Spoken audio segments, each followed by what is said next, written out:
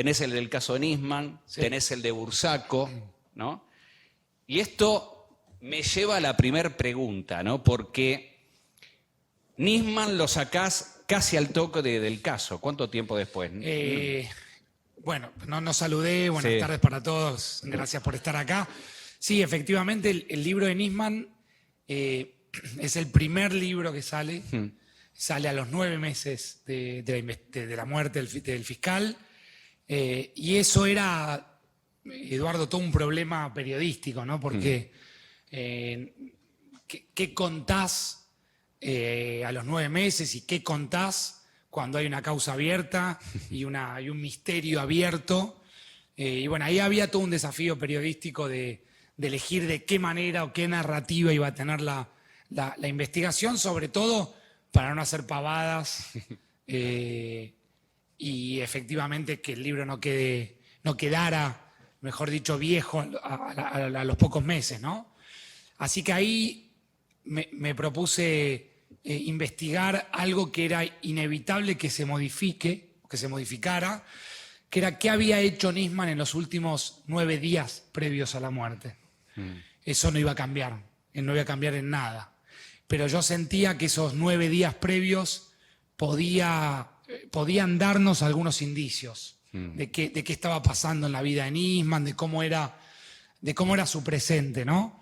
Y bueno, ahí hay un orgullo medio personal que me genera el caso, que es un caso muy complejo, que lamentablemente quedó también muy mezclado en una grieta, como pasa todo en el país, que es que al día de hoy yo agarro el libro y trato de ver si hay algún dato desactualizado, y no lo hay.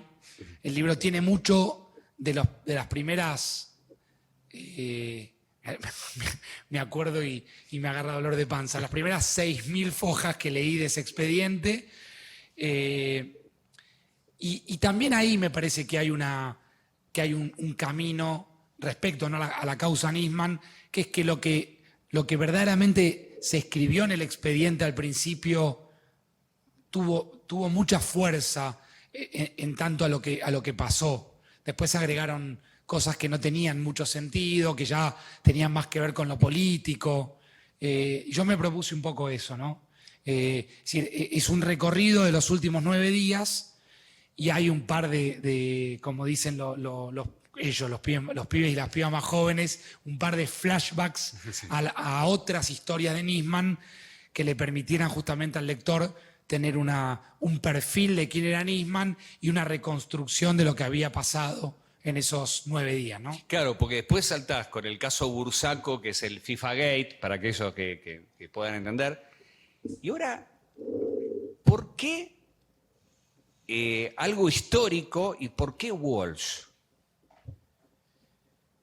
¿Por qué no? Lo que me pregunta Eduardo es muy interesante y me lo están preguntando mucho por estas horas. Acá también había otro desafío. Yo soy por ahí un periodista que está muy ligado a la actualidad, porque me toca estar todos los días en tele y en radio, y eso por ahí te asocia inevitablemente a la coyuntura y al día a día. Lo primero que tengo para responderte y responderles a ellos, Eduardo, es que creo que lo que pasa acá en Emboscada es una buena historia.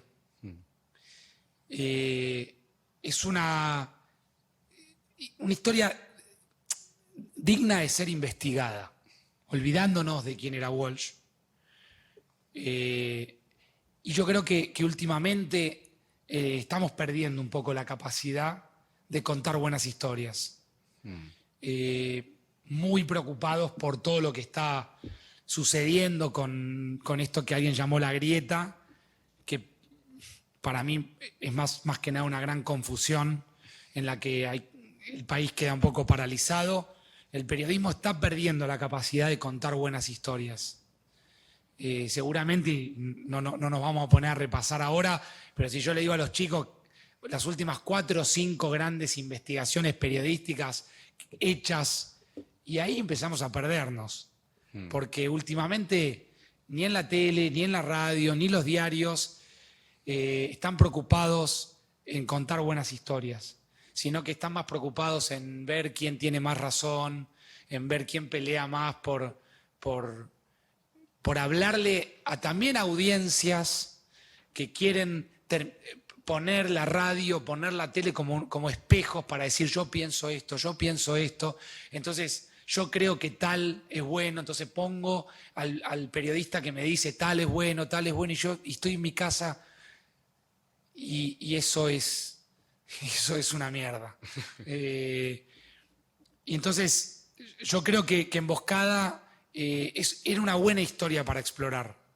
Después quedarán los lectores si la pude explorar bien o no, pero creo que es una buena historia para contar. Es quizás un periodista emblemático, un analista político muy lúcido, un escritor del carajo era Walsh, que tuvo una vida muy particular y me parecía que el final de su vida no estaba abordado, no estaba muy contado. Y bueno, y fui tras eso, ¿no? A ver, para aquellos que estudian y lo que ya pelamos cana de tenemos muchos años en esto. Que no somos nosotros. Que por supuesto, la gente es el vecino. Una de las cosas que siempre nos asombra cuando un trabajo está bien hecho es el nivel de datos y de precisiones que hay, pero hay un tipo de datos, porque es muy complicado preguntar esto sin espolear el libro, les digo, pero... Que no lo leyeron los chicos, las chicas, me voy, Pero es impresionante, digo, porque realmente lo charlamos con algunos de los colegas acá, algunos que después te van a ir encarando. Por ejemplo, hay un montón de informes de inteligencia súper precisos. Es decir, ¿cómo como periodista se accede a ese nivel de documentos, ¿no? Con la complejidad que tiene? Bueno, hay mucha documentación histórica no recorrida. Hay mucha documentación. Yo descubrí con este libro, Eduardo, que hay muchos coleccionistas de documentos históricos del peronismo. Por citar un caso, el caso que más allá de ser un coleccionista, es un compilador, ¿no? Sí. Es Roberto Baschetti, es un tipo maravilloso que conocí, tiene un solo defecto. Uno solo. Es de Boca. No soy un genio, dice por ahí. Nos hemos peleado mucho con Roberto, un tipo más grande que yo, de otra generación, al que lo llamé y le digo, mire Roberto, estoy con esto.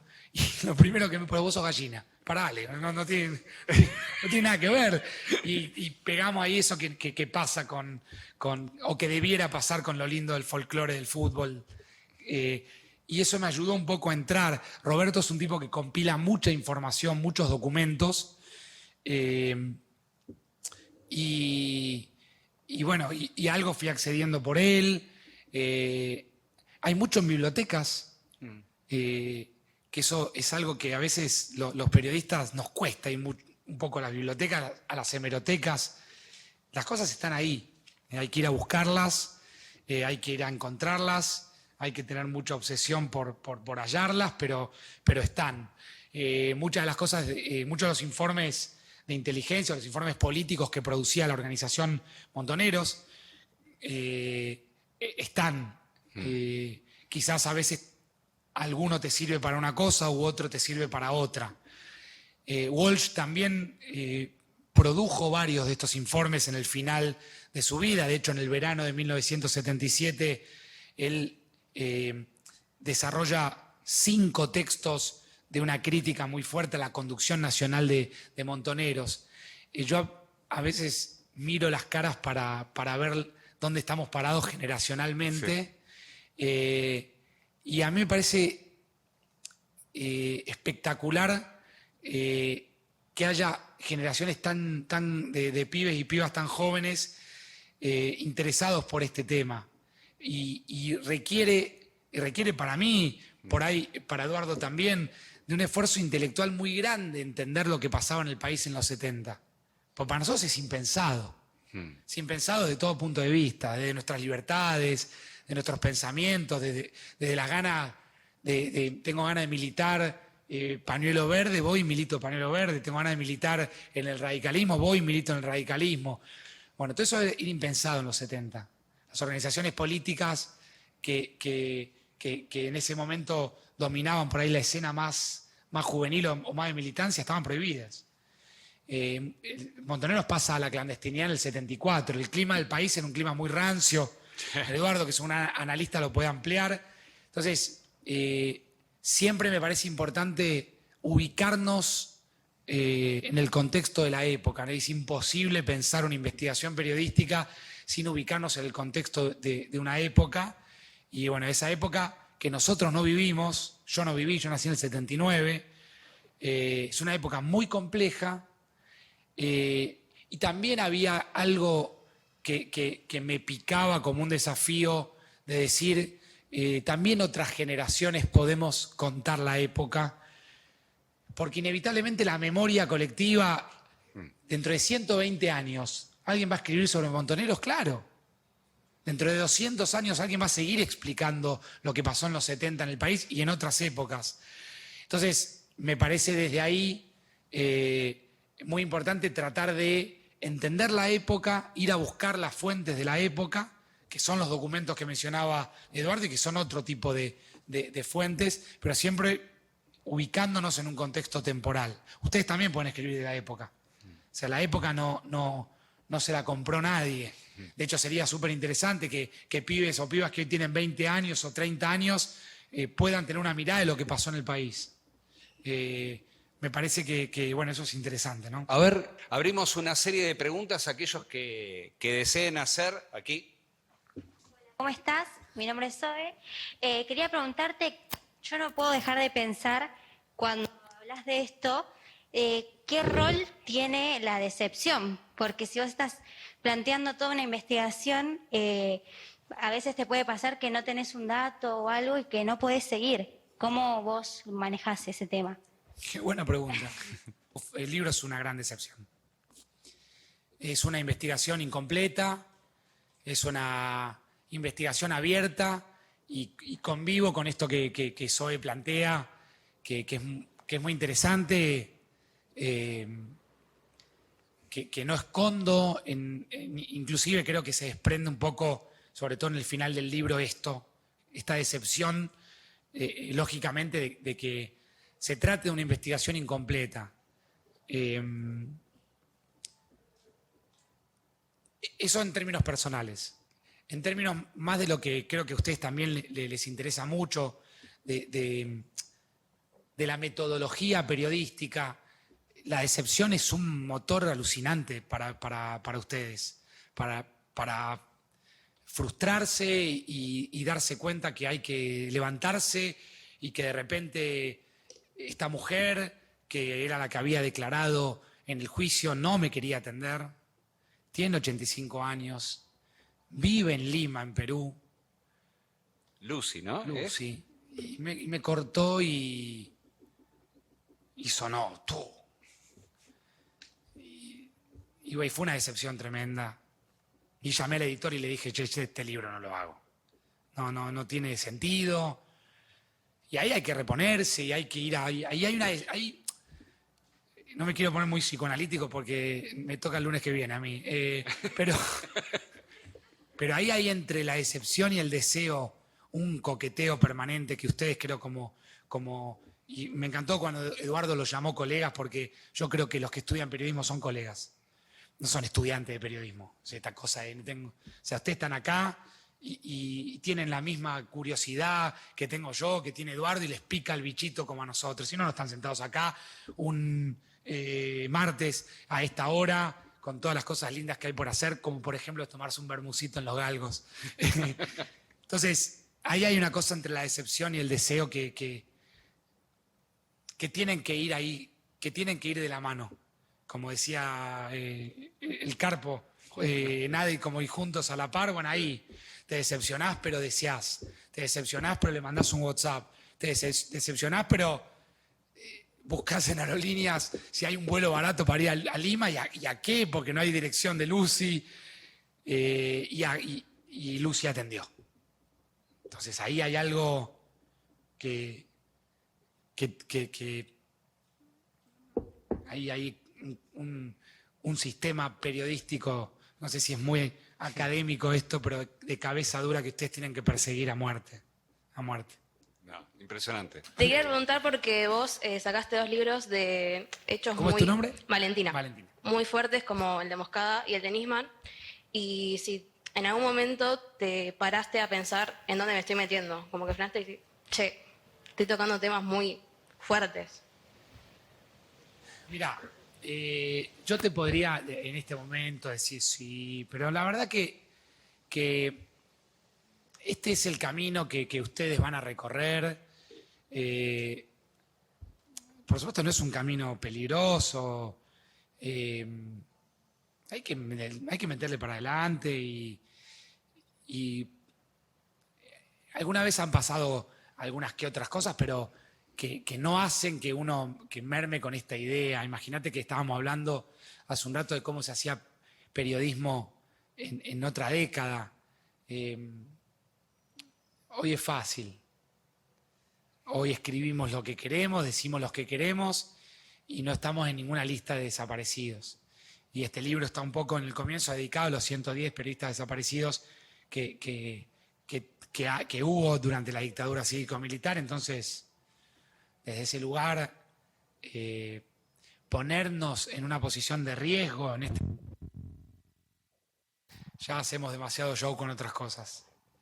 Lo que te quería preguntar es, como periodista, o un periodista en general, independientemente de si es uno de investigación o no, ¿cómo puede acceder a una red de fuentes o de información tan amplia y al mismo tiempo tan efectiva? Es decir, que le pueda suministrar información muy de diversas partes y que sea importante esa información. Sobre todo cumpliéndole a las fuentes. Y está buena la pregunta porque mezcla un poco creo que con la propuesta que Eduardo tenía, que es que también, más allá de emboscadas, se lleven algunos lineamientos generales del laburo por ahí que nos toca hacer. Armar una red de fuentes, ¿cómo se arma? Armándola. Armándola. Y hay que armarla. Es una obligación. Ya seas productor de un programa de radio, ya sea que seas columnista, ni que hablar si sos cronista en la calle. Yo cuando era muy, muy chico y empecé con esto, tenía una jefa que decía, lo más importante, lo más importante es la agenda. Yo trabajé, bueno, no saben ni quién es Bernardo Neustadt. Sí. Allá hay algunos que se hacen los boludos, pero tienen un par de años más, me parece. Yo empecé muy chiquito, de 16, 17 años, era el pibe que le servía el té a Neustadt, traía el agua, sacaba fotocopias. Y había una productora que decía, lo más importante es tener una agenda. Lo más importante es tener una agenda. Yo un día me volví y dije, che, ma, yo tengo que tener la mejor agenda. Y fui y me compré una Citanova. Claro, re cara, ¿viste? La Era re cara en escuela. Entonces caí al otro día y con la agenda Citanova le dije, Laura, qué bueno, me dice, abrila. Y mirá, tiene todo, tiene hasta sábado, domingo. Sí. Me dice, está en blanco la agenda. Hay que llenar una agenda acá, ahora es acá. Sí. Hay que tener contactos. Hay que trabajarlos esos contactos, alimentarlos, llamarlos de vez en cuando, pasar a saludarlos, tomarse un café. No solamente cuando necesito que tal me cuente tal cosa. Y cumplirle. Y también tener una suerte de criterio personal suerte de rango de fuentes. Algunos que no fallan nunca. Otros que más o menos, otros que fallan, pero de vez en cuando tiran algo. Bueno, eso lo tienen que establecer ustedes, tienen que tener un criterio. Pero es muy buena, no te pregunté el nombre. Jorge, muy buena la pregunta de Jorge, porque da pie para que charlemos esto. Entonces, es importante tener eso. ¿Dónde están los contactos? En todos lados. Todos lados. Supongamos que si nosotros el día de mañana quisiésemos escribir una crónica sobre un coro, hay que ir a pararse, no lo digo en serio, hay que ir a pararse ahí a la puerta, a buscar un integrante del coro. Che, mira, yo estoy escribiendo, quiero escribir sobre la dinámica de un coro, sobre cómo se forma un coro. te puedo joder, te puedo ir a ver un día, me dejan entrar. Esas cosas que parecen básicas son esenciales. Hay un viejo adagio en el periodismo que dice, no hay que saber de todo, hay que tener el teléfono del que sabe. Claro. Exactamente, ¿no? Es decir, siempre nos dicen a nosotros como que tenemos que saber de todo. En realidad no. El intercambio es después natural. Mm. O sea, sin ir más lejos, una pavada de hoy, llueve, decían, está lloviendo en la zona de Tandil. Yo tengo un amigo, que no es amigo, es una fuente. ¿Qué hace Diego? ¿Cómo anda, loco? Yo estaba al aire. ¿Cómo viene para cosa por allá? No, se cayó el cielo pedazo. Producción, Diego Solís, periodista de pum, al aire, momento de radio. Estamos con Diego Solís. Diego, ¿qué está pasando? Es natural, está acá. Está acá, todo el tiempo está acá. Y se lo tienen que proponer este interés que Jorge plantea es buenísimo, porque hace que obviamente uno se lo proponga, ¿no? Acá, sí. Sí, hola, me llamo Camila ¿Cómo te y llamas? bueno, vos ya tenés experiencia en la investigación y recién comentabas la dificultad de conseguir testimonios cuando te cortan el teléfono y no te queda qué hacer. Bueno, mi duda más bien era si ese sería el mayor problema a la hora de reconstruir algo o si vos considerás que hay otro obstáculo que siempre se te presenta a la hora de reconstruir un trabajo de investigación. Sí, que obviamente no poder dar un paso. ¿Se acuerdan que antes le hablé como de la línea de tiempo, que es como muy ordenadora? Otra cosa que me gustaría por ahí transmitirles es esta idea de tener método de trabajo, que es sumamente importante. Yo no sé si ustedes lo ven en la carrera, pero tener esta cosa de tener un método de laburo. Yo tenía una profesora de tercer año, Gómez, que la odié profundamente y luego con el tiempo empecé a entender lo que quería explicarme con cuadros sinópticos, con flechas de relacionamiento. Entonces, lo volcás todo el tiempo en el trabajo de investigación, todo el tiempo. Entonces, si tal, vieron los papeles acá adentro, los papeles están acá adentro. O por lo menos se perdieron acá adentro. Pero hay alguien que dice, los papeles salieron de la ESMA. Entonces, ya en esa línea de tiempo, que quizás no sea muy temporal lo que estoy diciendo, pero en ese esquema, ya lo que Lucy contó anula o supera más que anula lo que los otros 6 habían dicho. Vamos a Lucy. Lucy no atiende. No hay investigación. No hay manera de avanzar. Claro. Quedás detenido ahí. Y hasta se puede frustrar el trabajo. O sea, quizás haya una manera creativa de dar vuelta y decir, bueno, hasta acá llegué. Entonces, ¿qué pasó con el cuerpo? Entonces vas y chocás, en este caso que me pasó a mí, chocás, ¿qué pasó con el cuerpo? ¿Qué pasó con el cuerpo? Si yo no tengo un integrante del grupo de tareas que formó parte de la desaparición de Walsh que me dice A, B o C y no está, porque hay un pacto de silencio. Entonces, no hablamos en esta charla de la manera de contar y la narrativa, que a veces también es todo un desafío, ¿cómo lo voy a contar? Pero también ahí hay un esquema, entonces va en paralelo un esquema de investigación con un esquema de narrativa, ¿no?